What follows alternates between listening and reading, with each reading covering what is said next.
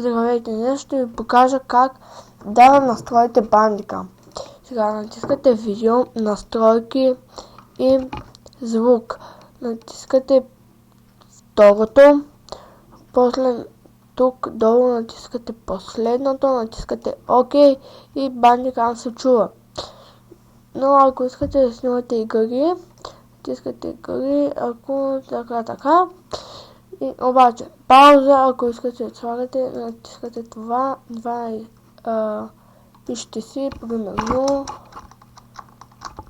F, аз пишем, че F11, записване, аз ще натисна F10 и е готово. И просто правите така, ако е същото, значи е вярно. Това беше от мен за този клип. Вече си оправих звука на Bandicam и мога да говоря и да ме чуете. Това беше от мен.